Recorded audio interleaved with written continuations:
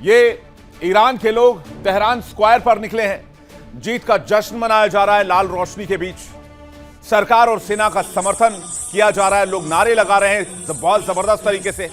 Tehran की सड़कों पर निकलकर लोग जश्न मना रहे हैं और इसका कारण वो ये मान रहे हैं कि जंग में ईरान ने अमेरिका को हरा दिया है। दुनिया की सबसे बड़ी महाशक्ति कही जाने वाले अमेरिका को मिडिल ईस्ट के युद्ध के मैदान में उस मुकाम पर लाकर खड़ा कर दिया गया जहां से उसके पास पीछे हटने के अलावा और कोई रास्ता नहीं बचा। और यही ईरान की सबसे बड़ी जीत है। और इसके अलावा अमेरिका ने जो ऑब्जेक्टिव्स तय किए थे उसमें से एक को भी अचीव नहीं कर पाया। ईरानी संसद के अध्यक्ष और अमेरिका संघर्ष विराम समूह के शीर्ष वार्ताकार मोहम्मद गलिबाफ ने दावा किया कि ईरान ये जंग जीत चुका है और तेहरान से इसका ऐलान भी कर दिया गया है। अब सबसे बड़ी चुनौती इस जीत को कायम रखने की है और देश को ताकतवर बनाने की है। ईरान के तस्नीम न्यूज एजेंसी के रिपोर्ट के मुताबिक संसद अध्यक्ष ने ईरानी संसद समन्वय परिषद में यह बात कही है। स्पीकर ने परिषद को बताया कि ईरान ने जंग जीत लिया है, लेकिन अब ईरान को सुपर पावर बनाना है। ईरान ने बेहद साफ शब्दों में कहा कि ये जीत हमारी हुई है, लेकिन साम्राज्यवादी ताकतों के खिलाफ हमारा यह संघर्ष लगातार जारी रहेगा। अब ईरान की जीत की हुंकार क्या है, चलिए इसको समझने की कोशिश करते हैं। ईरान ने कहा अमेरिका से जंग जीत चुके हैं, साम्राज्यवादी ताकतों के खिलाफ संघर्ष जारी रहेगा। साम्राज्यवादी ताकतों का मतलब है इजराइल और अमेरिका के खिलाफ वो सशस्त्र संघर्ष करता रहेगा। मोहम्मद गलिबाफ ने कहा कि शक्तिशाली ईरान बनाना है, सुप्रीम लीडर के अधिकार और फैसले लेने की ताकत को मजबूत करना है और साथ ही साथ केशम द्वीप पर नागरिकों के घरों पर हुए अमेरिकी हमले की निंदा की। मिनाब और लोमेर्द में अमेरिकी हमलों को अपराध बताया गया। बता दें आपको, मिनाब में स्कूल पर मिसाइल हमला हुआ था जिसमें 160 से ज्यादा मासूम बच्चियां मारी गई। ईरान ने कहा कि भले ही जंग में जीत हुई है, लेकिन अमेरिका और इजराइल पर भरोसा करना ठीक नहीं है, इसलिए संघर्ष लंबा चलेगा। यानी ईरान ने क्लियर कर दिया है कि संघर्ष चलता रहेगा और अमेरिका और इजराइल को शांत नहीं बैठने देंगे, क्योंकि अमेरिका और इजराइल की फितरत धोखे की रही है, ईरान का यह मानना है।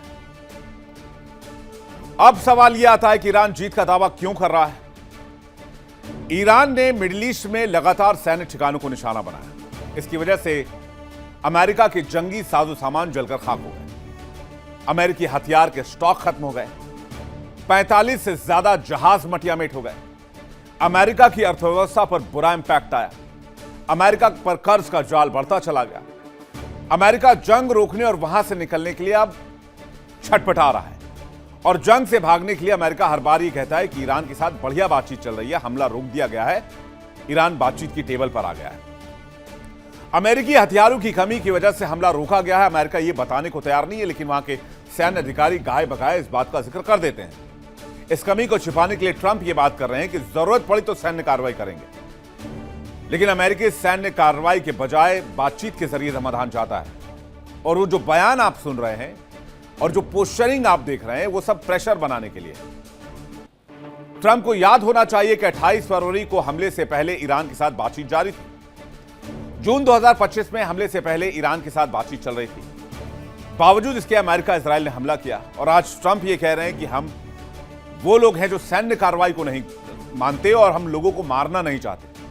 जबकि डोनाल्ड ट्रंप को यह मालूम होना चाहिए कि ईरान पर हमले के दरमियान, ईरान में इस जंग के दरमियान 10,000 से ज्यादा लोग मारे गए। ट्रंप कह रहे हैं कि प्रस्तावित हमला इतना बड़ा होता कि वो सेकेंड वर्ल्ड वॉर के बाद सबसे बड़ा सैन्य अभियान होता, तो ये बात तो जंग छेड़ने से पहले सोचनी चाहिए थी। अमेरिका और इजराइल की कार्रवाई में 10,000 से ज्यादा लोग मारे गए। क्या इसके जिम्मेदार ट्रंप नहीं है?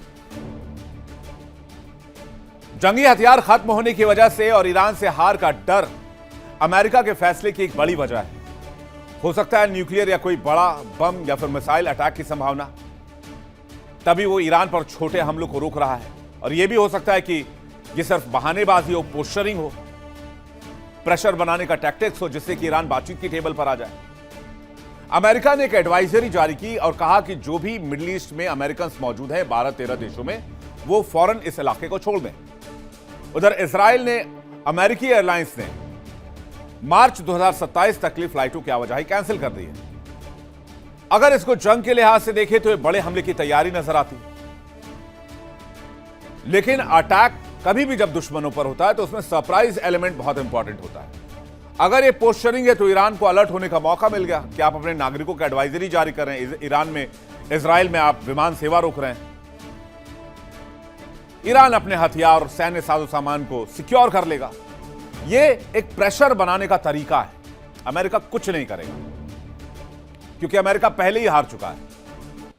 कोशिश यह है कि ईरान को बातचीत की टेबल पर लाया जाए, जिससे कि अमेरिका यह प्रेशर बना रहा है। अब सवाल यह है कि अमेरिका ने कहा है अप्रत्यक्ष रूप से ही, लेकिन ईरान के साथ बातचीत चल रही है और उम्मीद है कि ईरान के साथ समझौता हो जाएगा।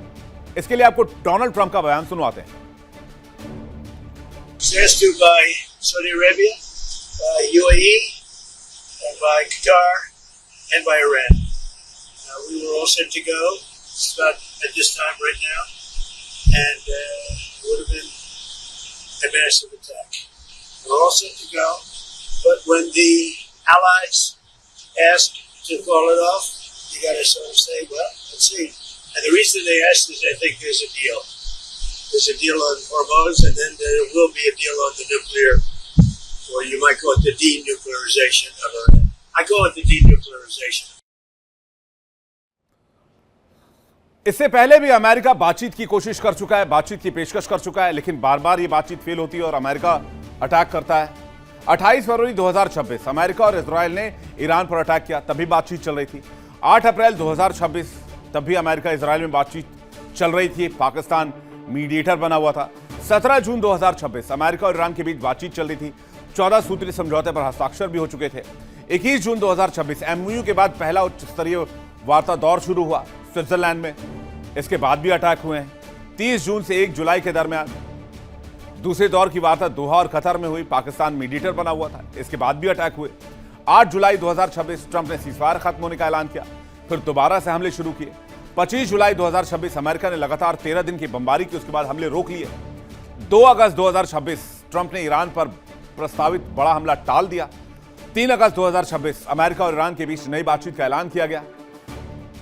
क्यों बार बार अमेरिका हमले करने के बावजूद बातचीत की टेबल पर आता है? जाहिर सी बात है कि बातचीत के अलावा कोई विकल्प बचा नहीं है और ईरान जीत चुका है।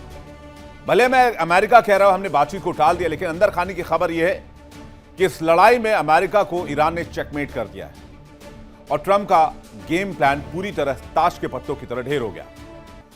अमेरिका यह दावा कर रहा है कि खाड़ी देशों के कहने पर उसने हमला रोका है, लेकिन रणनीतिक विशेषज्ञों, रक्षा जानकारों और खुफिया रिपोर्ट्स की माने तो अमेरिका का हमला रोकना उसकी कोई दया या रणनीति नहीं है, बल्कि अभूतपूर्व लाचारी है।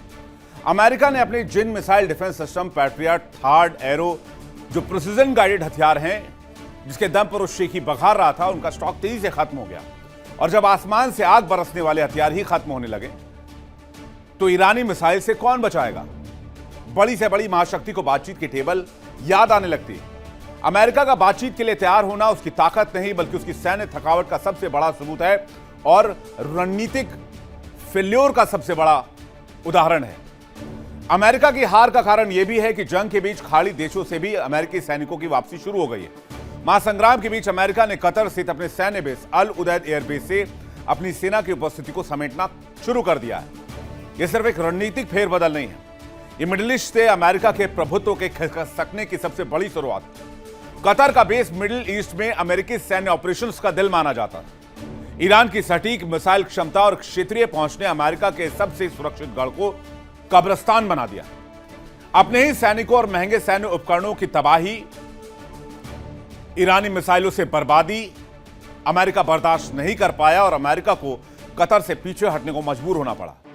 इतिहास गवाह है कि जब कोई फौज अपने बेस को खाली करने लगे तो उसे रणनीतिक सफलता नहीं कहा जाता, बल्कि इसे पीछे हटना कहा जाता है, इसे मैदान छोड़ना कहा जाता है, इसे हार कहा जाता है। मिडिल ईस्ट की जंग में अमेरिका और डोनाल्ड ट्रंप का क्या ऑब्जेक्टिव था? शायद आपको याद हो, एक भी ऑब्जेक्टिव अमेरिका पूरा नहीं कर पाया। अमेरिकी राष्ट्रपति ट्रंप का ईरान को लेकर एक ही मकसद था, एक ही गोल था, रिजीम चेंज करना। वॉशिंगटन का सपना यह था कि कड़े प्रतिबंधों, सैन्य धमकियों, लक्षित हमलों के जरिए ईरान की इस्लामिक रिजीम को उखाड़ फेंकेंगे, तेहरान में अपनी कठपुतली सरकार बनाएंगे और उसके बाद ईरान को अपने हिसाब से ऑपरेट करेंगे, जैसे पहले भी अमेरिका ने किया था 1953। लेकिन कई बार हमला करने और लगातार बमबारी के बावजूद भी ईरान में रिजीम चेंज नहीं हो पाया।